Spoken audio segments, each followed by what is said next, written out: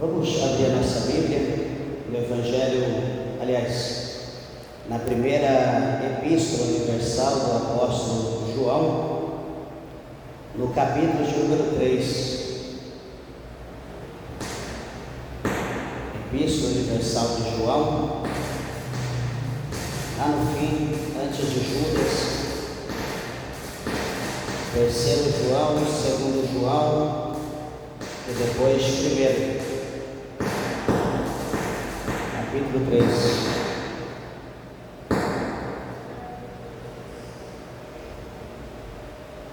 Todos acharam? Digam amém? Primeira Epístola de João, capítulo 3, versículo de número 11. Diz assim: porque esta é a mensagem que ouvistes desde o princípio, que nos amemos uns aos outros, não como Caim, que era do maligno, e matou a seu irmão. E por que causa o matou?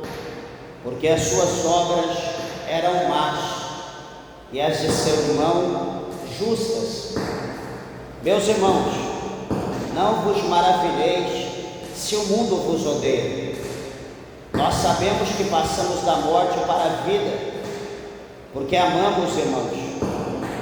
Quem não ama a seu irmão permanece na morte. Qualquer que odeia a seu irmão é homicida, e vós sabeis que nem o homicida tem a vida eterna permanecendo nele. Conhecemos o amor nisso, que ele deu a sua vida por nós, e nós devemos dar a vida pelos irmãos. Quem, pois, tiver bens do mundo, e vendo o seu irmão necessitado, lhe cerrar as suas entranhas, como estará nele o amor de Deus? Meus filhinhos, não amemos de palavra, nem de língua, mas por obra e em verdade. E nisto conhecemos que somos da verdade, e diante dele asseguraremos nossos corações, sabendo que se o nosso coração nos condena, maior é Deus do que o nosso coração, e conhece todas as coisas. Amados, se o nosso coração não nos condena, temos confiança para com Deus, e qualquer coisa que lhe pedirmos, dele a receberemos, porque guardamos os seus mandamentos e fazemos o que é agradável à sua vista. Amém? Podeis assentar? Desocupe as tuas mãos e dê uma salva de palmas para Jesus Maria.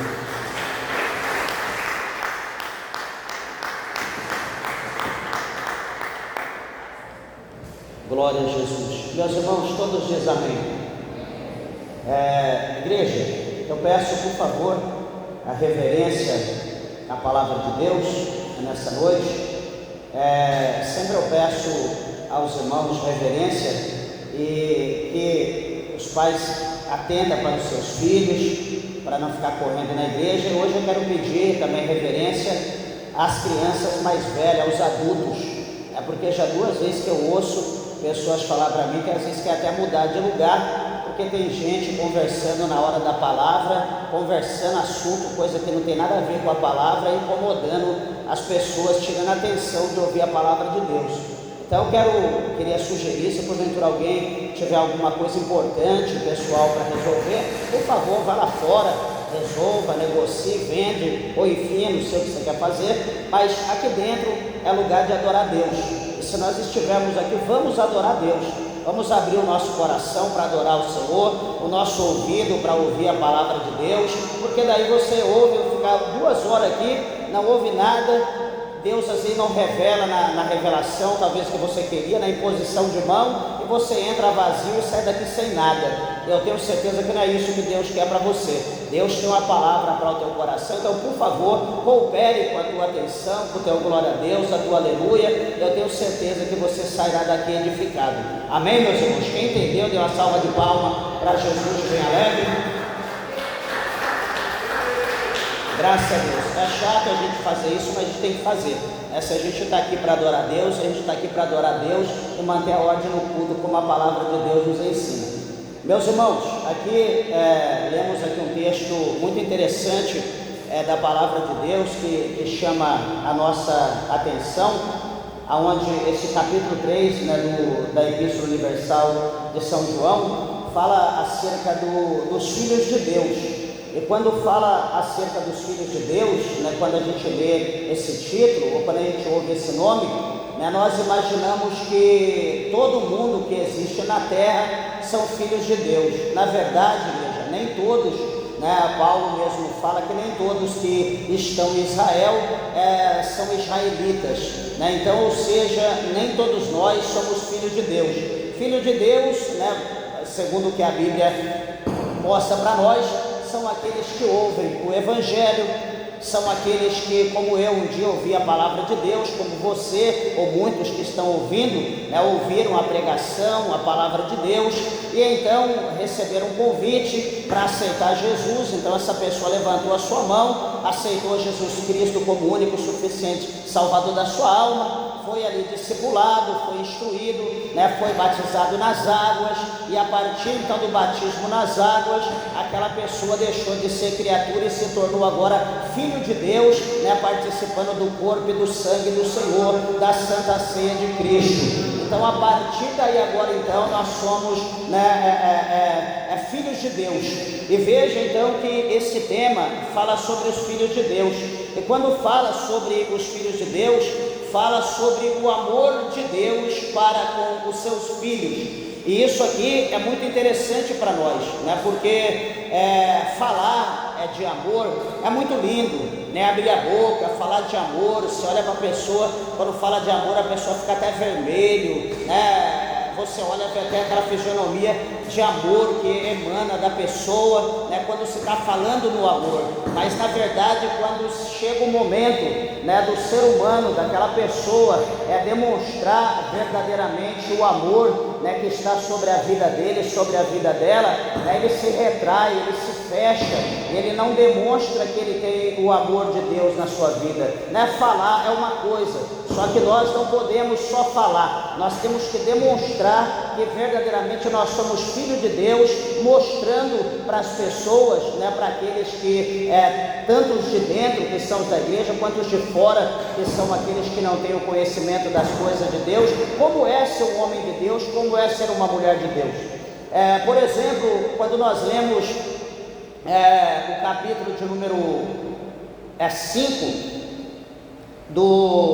da carta do apóstolo Paulo aos Romanos, o apóstolo Paulo, lá no capítulo 5, se eu não me engano, o verso de número 7 ou 8, ele diz que o Senhor Deus, ele prova o seu amor para conosco, ele provou o seu amor para conosco quando ainda nós éramos pecadores. E depois, no capítulo 3 do Evangelho de São João, no verso 16, João 3,16, está escrito assim que Deus, ele amou o mundo de tal maneira que ele deu o seu Filho unigênito, para que todo aquele que nele crê não pereça, mas tenha a vida eterna.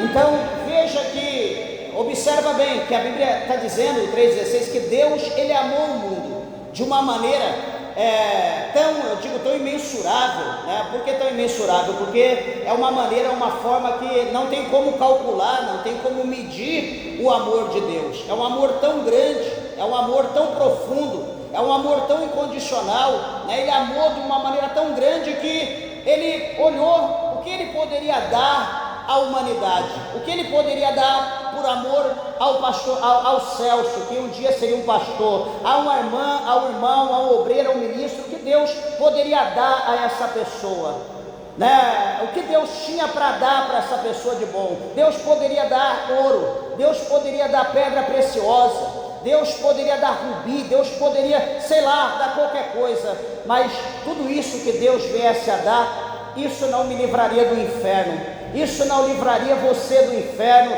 não livraria nós da perdição. Tudo que Deus pudesse dar para nós, não traria para nós salvação, não traria benefício algum após a morte. Então o que Deus ele pensou? Peraí, eu já sei, eu amo o mundo de tal maneira, de uma maneira tão grande. Peraí, primeiro, lembrando quando Deus diz que ele amou o mundo, Deus não amou as coisas do mundo, Deus ele amou o ser humano, as pessoas que estão no mundo, não as coisas que há no mundo, mas as pessoas, aqueles que foram feitos à sua imagem e semelhança. Então Deus ele amou nós de uma maneira tão grande que, como eu disse, ele poderia ter dado toda a riqueza para nós, só que a riqueza não traria salvação. Então ele diz, espera aí, eu vou dar o meu único, o meu unigênito filho, para que todos no mundo que crer no meu filho, que receber ele, que aceitar ele, não morra e pereça no inferno, mas que esse que crê nele, que aceitar ele, esse venha a ter a vida eterna e venha viver a eternidade comigo na glória no paraíso. Então, meus irmãos, esse é o objetivo de Deus. O amor de Deus fez com que Deus ele desse o melhor dele para salvar aquele que também o amasse, por intermédio do seu Filho, por intermédio de Jesus Cristo. Então, veja que nessa palavra há um mistério muito grande. Mostra para nós a Bíblia que Deus ele exige de nós uma reciprocidade, ou uma situação que é recíproca. De que maneira? Peraí, eu amo porque ela me ama, eu amo porque ele me ama. Então peraí, se Deus ele me ama, então eu amo a Deus.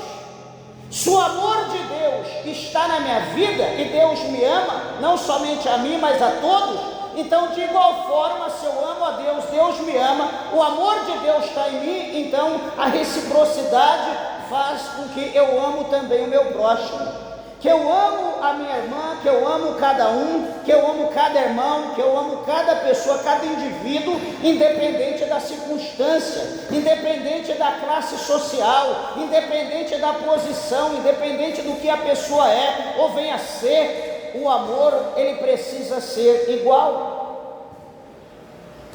Veja que o Senhor Jesus ele deixou um ensinamento para nós,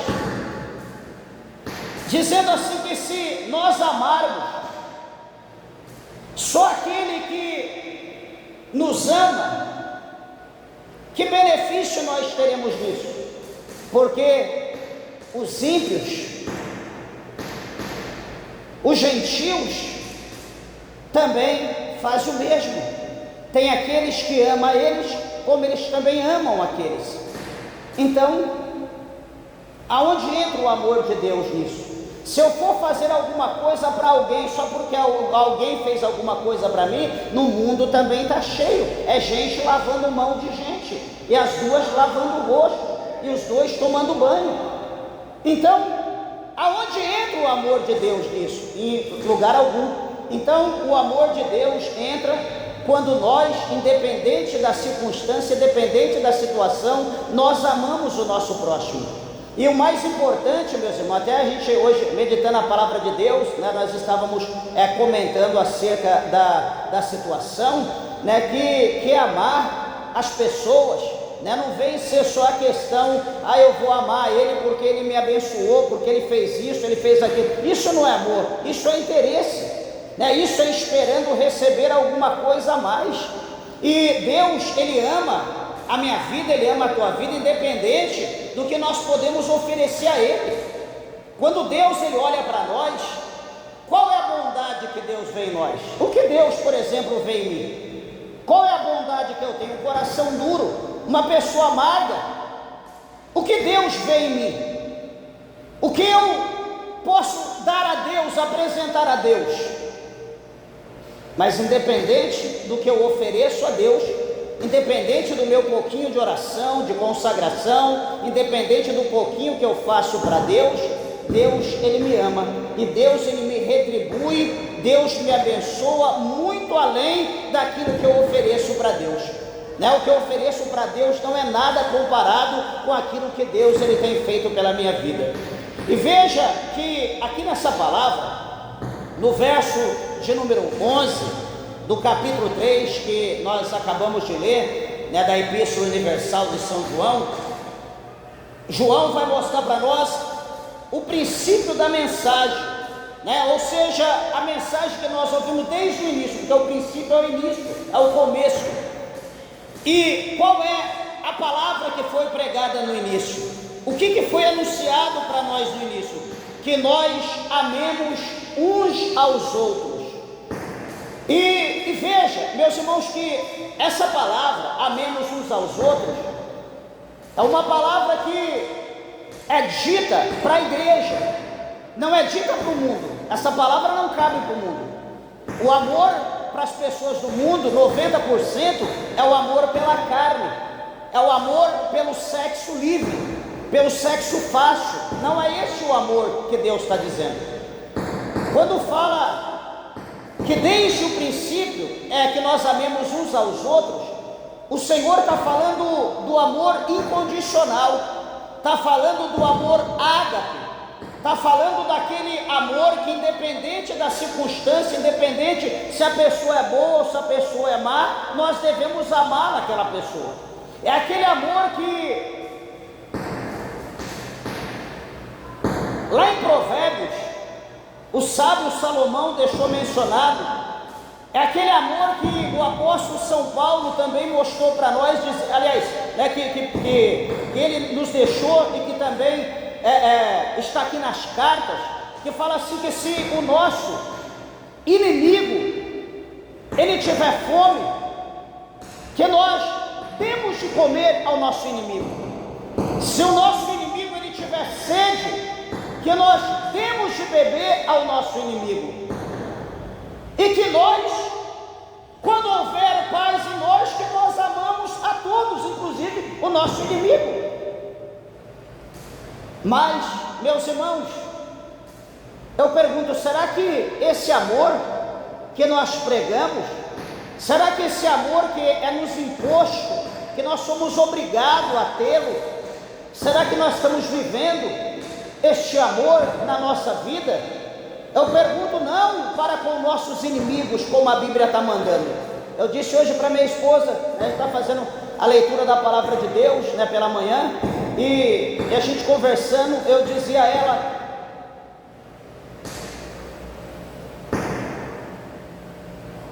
todos dizem amém? Eu dizia a ela, será que esse amor que a Bíblia nos ensina, será que está sendo praticado? Será que todo mundo está praticando verdadeiramente esse amor? Meus irmãos, o amor hoje que está sendo feito é só amor por interesse, é só amor interesseiro, é dentro de casa, né? O amor se esfriou, não existe ninguém dentro de casa que está se compadecendo pelo cônjuge, né? O esposo pela esposa, a esposa pelo esposo, ou pelos filhos. As pessoas estão vivendo cada um por si, né? Eu faço comida para mim, se ela quiser ela faz a comida para ela faz para ela, se eu quiser eu faço alguma coisa para mim. Eu vou lá, lavo a minha roupa, se ela quiser ela lava a roupa dela. Estou dizendo um exemplo, graças a Deus na minha vida não é assim, mas muitos estão vivendo dessa maneira, estão vivendo em dois, estão vivendo em família, mas como se tivesse individual, cada um no lugar. Peraí, pois se dentro da nossa casa, se nós não estamos conseguindo viver em união, se nós não estamos conseguindo viver em amor, amando um ao outro, e eu digo mais ainda aos irmãos, quando se fala amar um ao outro, meus irmãos, é sentir a necessidade que o outro está passando. Peraí, eu amo a minha esposa, então eu tenho que sentir a necessidade, o sofrimento que ela está passando e me compadecer. Já entra junto com o amor a misericórdia, a compaixão, e isso vai fazer com que eu estenda a mão, que eu ajude, que eu faça alguma coisa para o bem-estar dela. Dentro de casa é bênção, dentro de casa é bênção, só que esse amor aqui que a Bíblia diz não está limitado só aos de dentro, só aos da nossa casa ou só aos da igreja. Esse amor, ele precisa ser também para os de fora. A gente precisa sentir essa necessidade para o nosso vizinho. Por exemplo, alguém pode dizer: pastor, mas o meu vizinho ele não crê em Deus, o meu vizinho crê no diabo, o meu vizinho é espírito, o meu vizinho é da Umbanda, é da Quimbanda, o meu vizinho é do Candomblé. E aí, meus irmãos, esses que precisam ser amados. Quantas vezes eu já vi pessoas na feira, né, lá em São Paulo, está andando na feira, de repente vem ali um pai de santo, todo de branco, cheio de colar, coisa na cabeça. As pessoas dão a volta, passam para o outro lado, em corredor de supermercado, e quando a pessoa vai entrar com o carrinho, vê que vem vindo alguém, dá a volta, vai para outro lugar. Igreja, a Bíblia fala acerca da acepção de pessoas. Deixa eu te dizer uma coisa: essas pessoas estão tão perdidas quanto o Deus que elas creem, elas estão tão perdidas quanto o diabo. Só que detalhe, o diabo, ele é mentiroso e pai da mentira. Ele enganou essas pessoas, dizendo que para essas pessoas não tem jeito, que se elas deixarem ele, se elas saírem da religião a qual elas estão, elas vão morrer, porque não tem jeito para elas. Isso é mentira.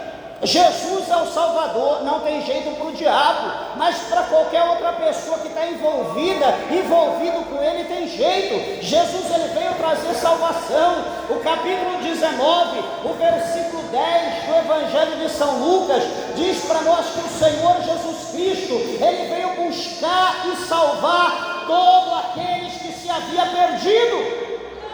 Louvado seja o nome do Senhor. Quando você encontrar uma pessoa dessa forma, independente de onde seja, olhe para ele com um olhar de misericórdia, com um olhar de amor, e diga: meu amigo, minha amiga, Jesus te ama, eu também te amo, Jesus tem um plano na tua vida, Jesus quer salvar a tua alma.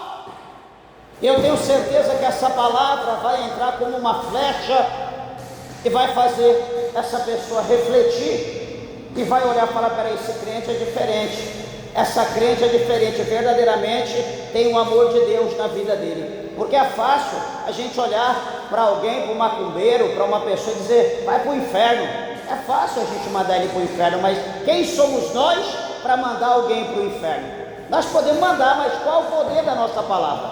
Uma coisa é Jesus mandar e outra coisa é a gente mandar. Então, veja que o amor de Deus alcança até essas pessoas. Olha o que mostra o versículo 12 para nós, né? Que nós amemos uns aos outros. Daí o versículo 12 diz: não como Caim, que era do maligno e matou a seu irmão. Ué, mas os dois eram irmãos, Caim e Abel, eram irmãos, filho de Adão e Eva, filho no pecado de Adão e Eva. Só que a Bíblia diz que os dois eram irmãos. E o que acontece? Caim, ele matou Abel.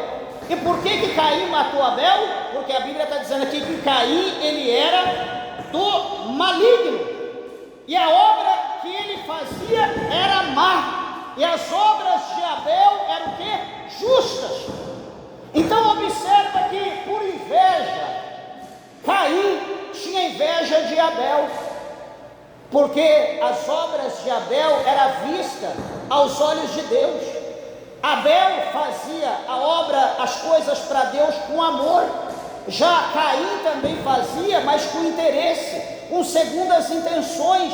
Então, quando era oferecido a Deus, Deus atentava para a oferta de Abel e desprezava a oferta de Caim, porque a oferta de Caim ele dava com a mão para querer tirar com duas. Ele não dava de coração, ele não dava com amor, ele não tinha prazer em dar, ele queria alguma coisa em câmbio, alguma coisa em troca. Então, como Deus rejeitava a sua oferta, aquilo que ele oferecia a Deus, e Deus só recebia de Caim, o que ele fez? Ele irou-se, e aquilo que estava dentro do coração de Caim foi manifesto. O ódio, a ira, o espírito de homicídio foi se formando dentro de Caim, até que Caim tirou a vida do seu irmão Abel por causa de inveja. Amados e queridos irmãos, esse ato aqui do verso 12 é uma das coisas mais terríveis que pode acontecer. Veja, ele está falando de dois irmãos sanguíneos, pessoas filhas do mesmo pai, da mesma mãe.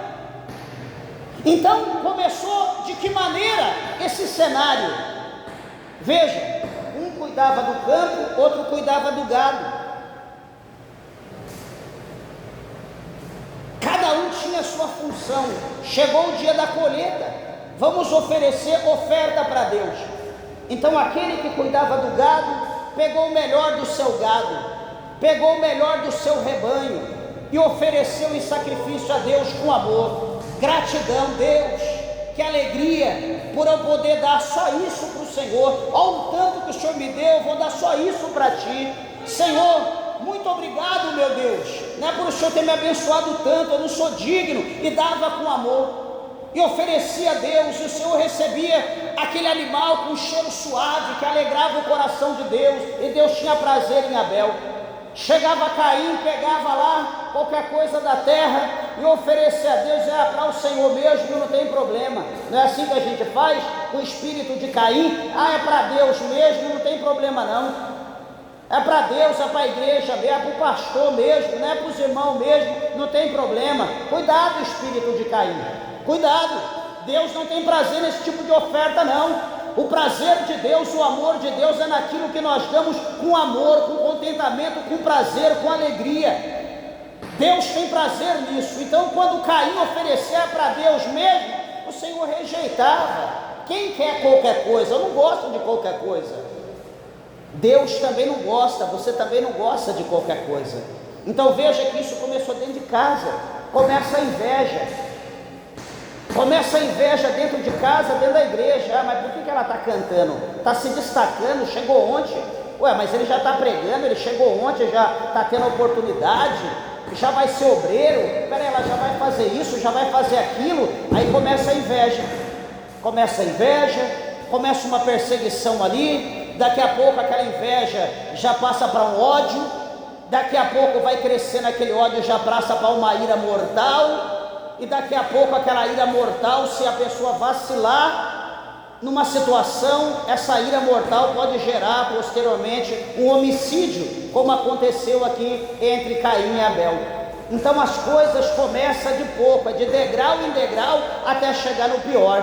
Então nós precisamos vigiar com as nossas atitudes, com as nossas ações, para não chegar, como a Bíblia está mostrando aqui, na situação de Caim e Abel, que foi o homicídio, que foi a morte do seu próprio irmão. E veja o versículo de número 13, o Senhor diz: meus irmãos, não vos maravilheis se o mundo vos odeia. Nós sabemos que passamos da morte para a vida, porque amamos os irmãos. Quem não ama a seu irmão permanece na morte. Meus irmãos, quando diz aqui que o mundo vos odeia, eu pergunto para a igreja: quantas pessoas será que quer o nosso bem aí fora, hoje no Brasil? Estou dizendo no Brasil que nós estamos vivendo. Quantas pessoas estão gostando do povo que serve a Deus, da igreja, do povo evangélico? Tem aí um time, tem aí uma classe de pessoas que, se pudera, explodia a igreja, matava todo mundo, todos aqueles que carregam a Bíblia, que pregam a palavra de Deus, que estão orando, que estão louvando, ganhando alma para Jesus. O ódio do mundo pela igreja está crescendo de uma maneira proporcional que muitos não têm ideia. Às vezes a gente está aqui dentro, aqui no nosso mundinho, achando que está tudo bem, mas o negócio aí fora está terrível. O cerco está se fechando contra a igreja. Por isso que o Senhor está dizendo aqui: não vos maravilheis se o mundo vos odeia. O Senhor fala que primeiro o mundo odiou a Ele, e depois iria nos odiar. Perseguiu primeiro Ele, e depois iria nos perseguir. Por quê? Porque nós somos discípulos de Cristo. Então não pensa você que nós vamos ficar só nesse contexto. Não pensa que nós vamos ficar só aqui, nessa proteção, nessa paz, nessa tranquilidade, uma lei protegendo. Não pense, os irmãos, porque a qualquer momento o vento vai assoprar, meus irmãos, e a perseguição contra a igreja vai ser grande. E a pergunta então que nós iremos fazer é: quem permanecerá no amor de Cristo? Quem continuará firme no amor de Cristo? Quem terá coragem de padecer pelo amor a Cristo? Quem terá coragem de ir preso porque é um cristão, porque carrega uma Bíblia? Quem terá coragem de ser condenado? Será feita uma pergunta: você nega a Cristo ou você é cristão? Se você negar, você é solto. Se você dizer que é cristão, você vai ser condenado. Meus irmãos, quantos, por amor, vão dizer: eu prefiro morrer do que negar Cristo? Quantos de nós vão dizer isso? Certamente será pouco. Vai ser nessa hora que nós estaremos passando pelo crivo da peleira. Vai ser nessa hora que nós vamos estar sendo balanceados. Vai ser nessa hora que nós vamos estar sendo julgados quem é de Deus e quem é do maligno, quem é do céu e quem é desse mundo. Mas nós não precisamos nos preocupar nessa hora, porque o versículo de número 14 está dizendo que nós passamos da morte para a vida. Só que é assim, a gente pergunta: quem quer ir para o céu? Quem quer morrer para ele? Não quero morrer agora não. Deus me livre de eu morrer agora. Meus irmãos, pois bem, eu vivo cada dia como fosse o último. Se for para mim embora agora, Senhor, cuida da minha esposa, cuida do que o Senhor colocou na nossa mão e abre o céu que eu estou indo. Eu não tenho nada que me segure nesse mundo. Porque é melhor, igreja, nós estamos com Deus do que viver nessa terra. Essa terra é um laço, essa terra é um engano. Hoje o coração do povo está duro, as pessoas não querem aceitar Jesus, as pessoas não querem mais ter compromisso com Deus, as pessoas só querem ser abençoado por Deus, mas não querem servir a Deus. As pessoas não querem abrir o coração para Deus morar na vida dele. Deus falou que vai fazer isso, Deus falou que vai fazer aquilo. Mas eu te pergunto: você deu o teu coração para Jesus? Você abriu o teu coração para Jesus? Você aceitou Ele como único e suficiente Salvador da sua alma? Tudo que o Senhor Ele fala que Ele vai fazer para nós, Ele exige alguma coisa em câmbio, Ele exige alguma coisa em troca. E sabe o que Jesus quer de você? Ele quer a tua alma, Ele quer a tua vida, Ele quer reinar em você. Será que Jesus era tão ruim que Ele não pode ter a nossa alma? É igual que eu vou para a igreja, eu vou dar dízimo, vou dar 10% para o pastor.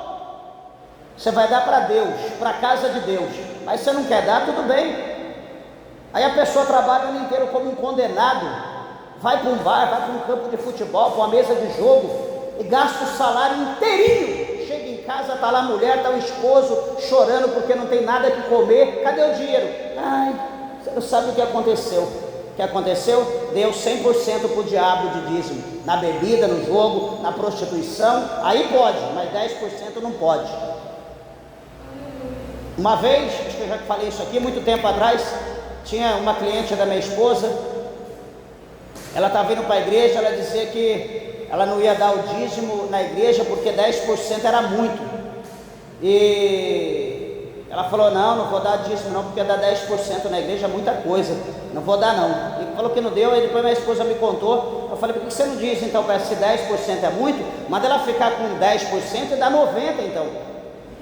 Na verdade, porque se 10% é muito para dar na igreja, então fica com 10% e dá os 90%. Se 10% é muito, imagina 90%. Então a gente vê que o coração do homem é enganoso, o egoísmo está na vida da pessoa. A pessoa quer de Deus, mas não quer fazer nada para Deus. Mas para o mundo a gente faz sem misericórdia, como se o mundo fosse tudo para nós. E esse mundo é um laço, esse mundo é engano, esse mundo não tem nada para nós. Veja,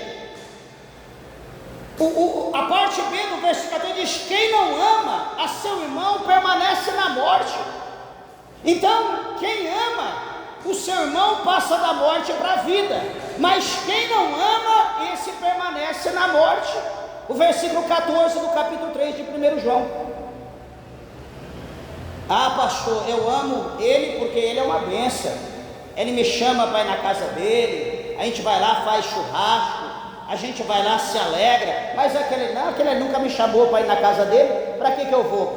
O que ele tem para me oferecer? Não, mas a pergunta é, o que você tem para oferecer para ele? O que você já fez para ele? Você já mostrou que você é um homem de Deus para ele? Você já orou por ele, já foi na casa dele fazer uma visita, já estendeu a mão? O que você fez por ela? Porque ela não me chamou, porque ela não fez nada. Não, dá você o primeiro passo. Compartilhe o amor de Deus, compartilhe uma oração, compartilhe uma visita, compartilhe um louvor, compartilhe um momento de descontração. Muitas pessoas acham que estar unido é só para comer e beber, e não é isso que a palavra de Deus mostra para nós. Quando nós olhamos na Bíblia e nós vemos a igreja primitiva na palavra de Deus, por exemplo, a questão de Pedro, quando Pedro estava preso, a igreja estava reunida, e o que acontece? Pedro preso, a igreja estava reunida fazendo o quê? Churrasco, almoço, festa de Natal? Não, a igreja estava em oração, estava clamando, pedindo a Deus, clamando para Deus enviar o anjo, para Deus dar o livramento para Pedro. Daqui a pouco o anjo do Senhor na madrugada é enviado, entra dentro do cálice, ele vai lá dentro, todos os soldados dormindo, ele entra, as portas se abrem, ele desamarra Pedro, as correntes caem pelo chão, manda Pedro pegar a capa, manda ele sair, ele sai, lá na frente o anjo vai para um lado, Pedro vai para o outro. Quando ele bate na porta, todo mundo orando, e Pedro então entra para o mistério da oração. Enfim, nós precisamos viver, meus irmãos, compartilhar esse momento, mostrar que nós amamos a Deus e que nós amamos uns aos outros, ajudando em oração. Pastor, mas ninguém quer orar comigo. Meus irmãos, quantos de nós estamos orando? Estamos orando na igreja, estamos clamando uma hora de oração todo culto. Quem vem orar? Quem vem buscar Deus? Vamos fazer oração depois do culto, vamos fazer uma hora de oração, todo mundo corre, desaparece. Vamos orar no monte, não dá, eu tenho que fazer isso, eu vou dormir para acordar amanhã cedo. Vamos fazer uma vigília, não, porque vai incomodar o vizinho, vai que a polícia vem aqui, vai que a polícia ouve a palavra, vai que Deus salva os policiais, e aí? Mas ninguém quer fazer nada. Ninguém quer fazer nada por si e ninguém quer fazer nada por ninguém. Só que é verdade, tem um ditado aí que diz que uma andorinha só, ela não faz verão. Só que o que eu fizer com a minha mão, eu vou comer por aquilo que eu fizer com a minha mão. Deus vai me manter com aquilo que eu fizer para mim. Então, se você quer, você também precisa fazer a tua parte. Ninguém vai conseguir fazer algo sozinho para suprir todo mundo. Por quê, meus irmãos? Porque nós somos um corpo. A Bíblia mostra isso, que nós somos um corpo. Um é um dedo, outro é outro dedo, outro é a mão, outro é o braço, outro é o antebraço. Cada um de nós é uma parte, e o cabeça só tem um, chamado Cristo. Então, para que o corpo todo funcione perfeitamente, como está aqui o nosso corpo carnal, para que o corpo espiritual funcione, cada um de nós que temos a nossa função precisa trabalhar. Já pensou, minhas pernas se revoltam contra o meu corpo e diz, não, eu não quero mais andar. Ou uma perna vai para um lado, a outra vai para o outro, monta uma rebelião contra o meu corpo. O que eu vou fazer? Se eu vou estender a minha mão para pegar, ela fala, não quero pegar, e vai jogar, vai para lá, vai se rebelar contra a minha vontade, o que será de mim? Então a igreja de Deus, os irmãos precisam entender isso, que nós somos um corpo, nós somos unidos, nós temos que trabalhar unido, e para trabalhar unido, isso nós precisamos amar. Ontem eu estava orando, falando, meu Deus, por que o Senhor não coloca o mesmo sentimento que o Senhor colocou em mim, de ter prazer de ir para a igreja, de ter prazer de fazer a obra de Deus? Se tem uma, duas pessoas, não importa, eu estou lá na igreja, eu vou orar, eu vou pregar a palavra de Deus, eu vou dar glória a Deus, eu vou dar aleluia. Meu Deus, por que o Senhor não coloca esse sentimento no coração das pessoas? Tem gente que vem na igreja uma vez na semana, uma vez a cada 15 dias, uma vez no mês, ainda vem com a cara séria, nervoso, como se tivesse vindo para o inferno. Meus irmãos, nós temos que ter prazer de fazer as coisas para Deus. Deus é tão bom para nós, nós somos tão ruins.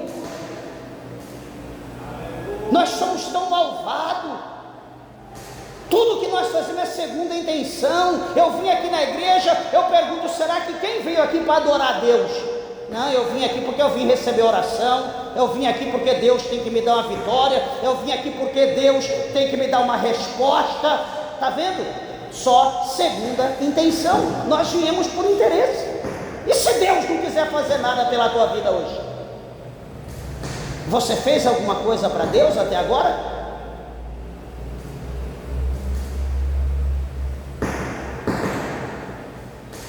E o versículo de número 15,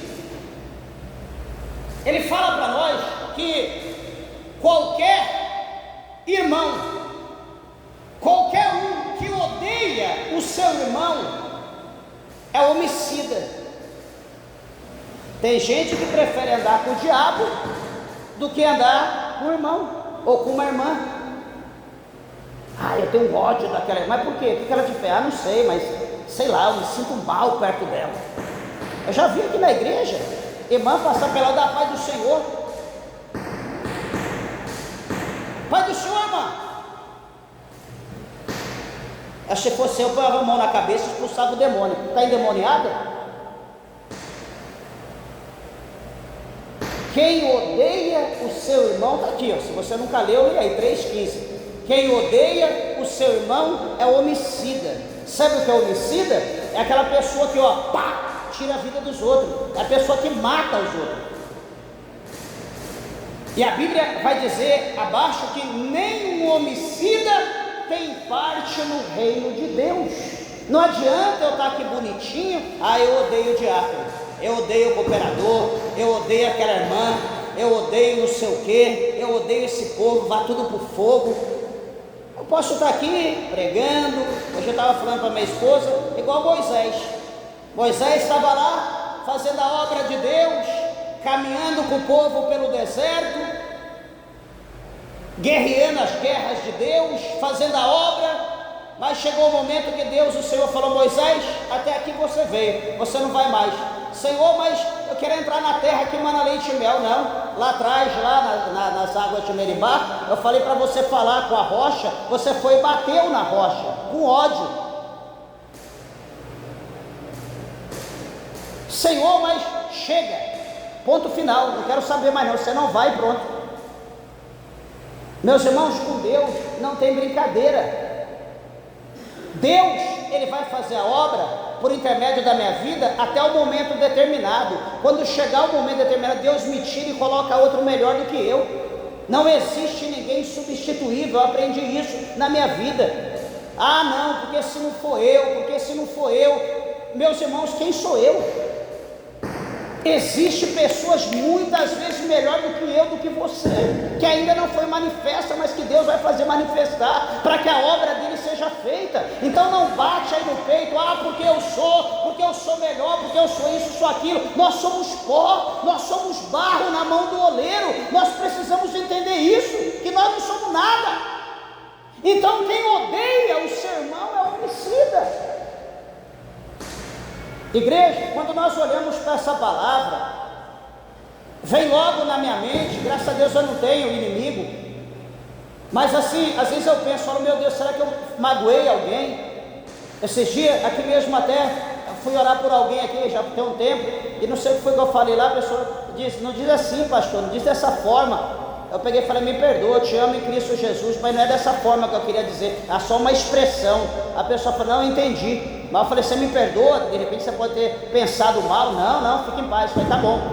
Então assim, a gente precisa vigiar, para a gente não deixar algum tipo de impressão na pessoa, achar que a gente odeia, que a gente não quer bem. Meus irmãos, porque melhor do que nós só é Deus. Um dia Jesus foi chamado de bom mestre. O que eu faço para herdar a vida eterna? Jesus diz: epa, peraí, bom não, eu não sou bom só tem um que é Deus. Então eu não sou melhor do que você não é melhor do que eu, não sou melhor do que ninguém. Então nós precisamos, independente de qualquer coisa, amar o nosso próximo. Seja amiga da tua irmã que está do teu lado, seja amigo do teu irmão, abraça o teu irmão. Eu te amo em Cristo Jesus, meu irmão, a paz do Senhor. Acaba o culto aqui, eu digo: dê um abraço no teu irmão, dê a paz ao teu irmão. Todo mundo sai correndo, vem para a fila, como se fosse um monte de inimigo, como se ninguém conhecesse ninguém. Eu vou estar aqui, abraço o teu irmão, a tua irmã, dá um beijo, minha irmã, vem aqui, deixa eu te dar um abraço em Cristo Jesus, depois venha para a fila. Mas não, o importante primeiro, vou ver o que Deus tem para mim. Mas o que você ofereceu para o teu irmão, para a tua irmã? A ignorância, a dureza do coração? Quem vou dar paz para sair o quê? Meus irmãos, todo dia nós estamos sendo medidos. A Bíblia diz que à medida que nós medimos, nós seremos medidos.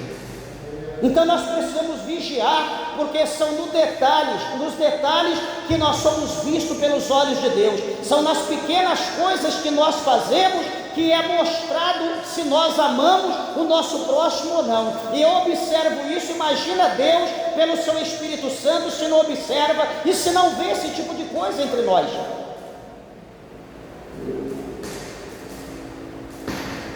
A coisa que é interessante, lógico, talvez isso daqui não cabe, talvez aqui a nós, a nossa classe, mas está falando aqui de crente.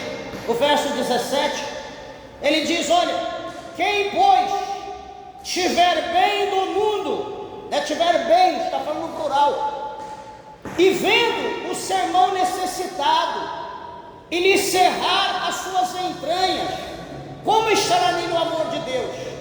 Então o que ele está dizendo aqui, traduzindo: quem pois tiver bens no mundo, e vendo o seu irmão necessitado, e fechar o coração, como estará nele o amor de Deus?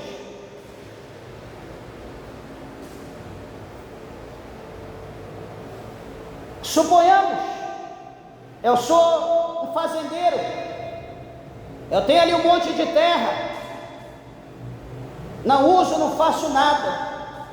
Tem irmãos na igreja que eu congrego, está sendo despejado, porque não tem como pagar o aluguel, está desempregado, e a pessoa com criança está indo para baixo de uma ponte, está indo para uma sarjeta da vida, e eu tenho lá dezenas, centenas de alqueires de terra.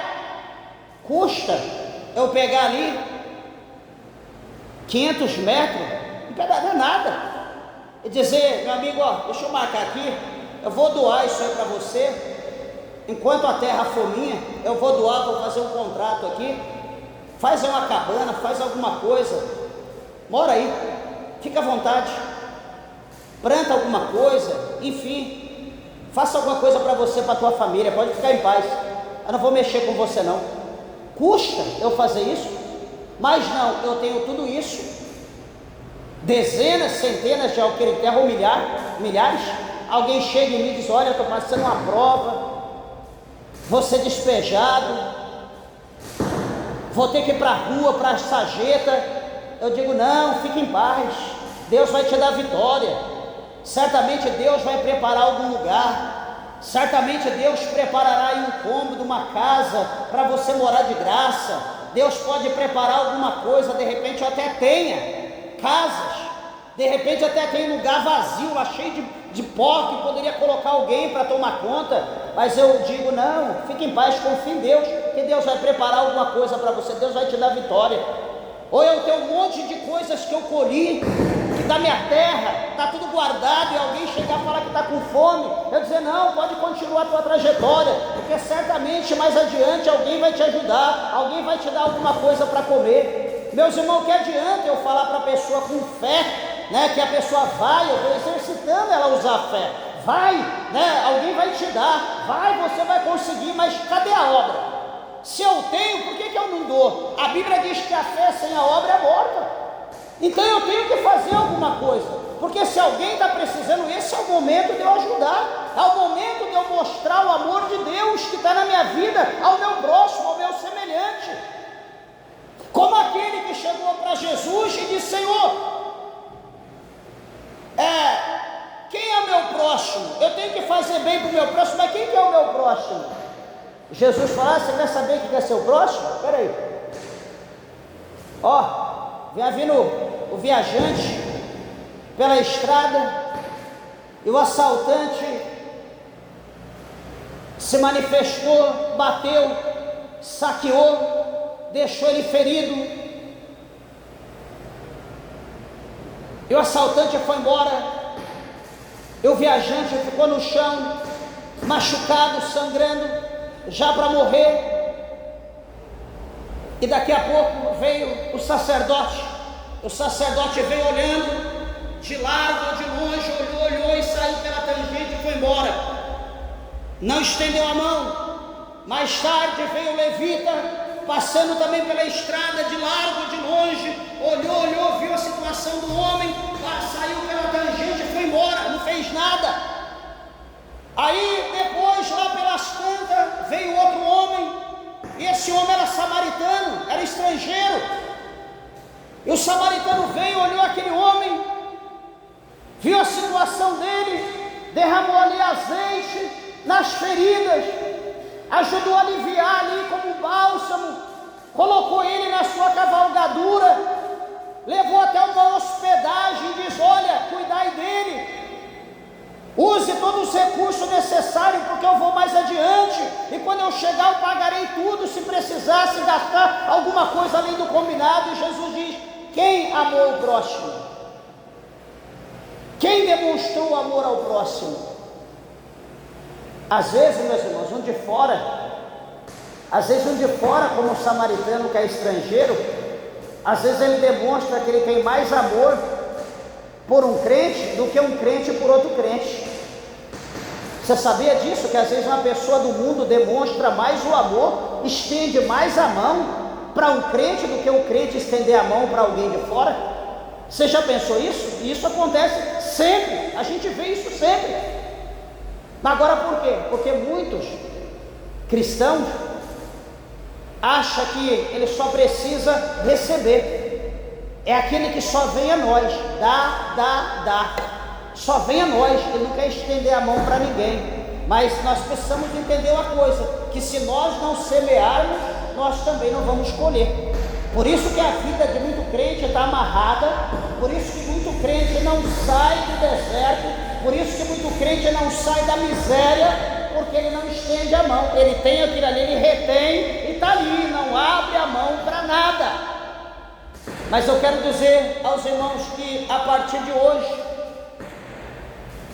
que nós não venhamos amar, como aqui diz o verso 18, que nós não venhamos amar apenas por palavras, ou apenas por palavras bonitas, ou por língua, mas que nós venhamos amar o nosso próximo em obra e em verdade, ajudando, estendendo a mão, fazendo alguma coisa, talvez mínima que seja, mas o pouco que nós fizermos já é alguma coisa.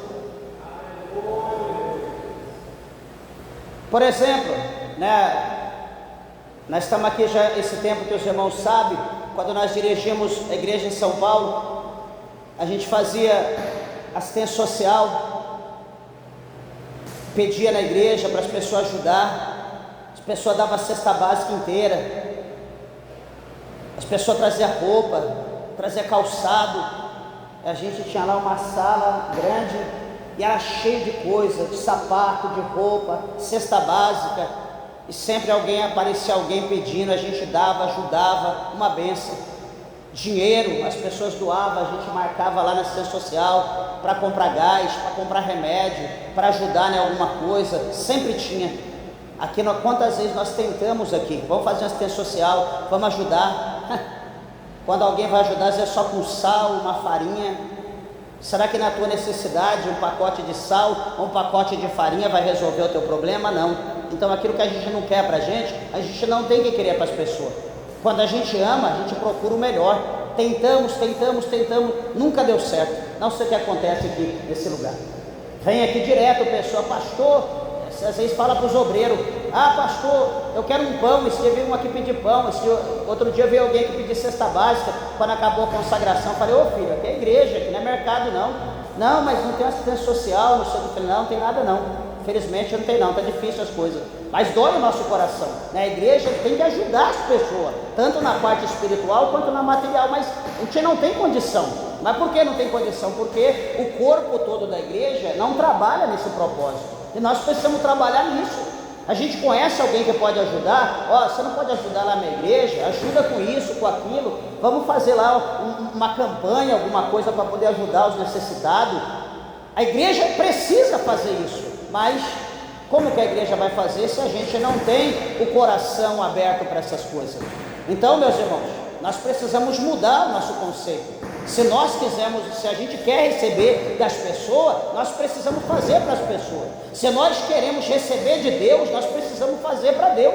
Às vezes nem para Deus nós queremos fazer, que é o mínimo, dar uma oferta, dar o dízimo, fazer uma campanha, um voto, nem isso a gente quer fazer. Então quer dizer, se a gente não quer fazer para Deus, e a gente espera receber de Deus, se a gente não quer fazer para as pessoas, a gente quer esperar receber das pessoas, então não esqueça, para você receber, você precisa dar, para você colher, você precisa semear.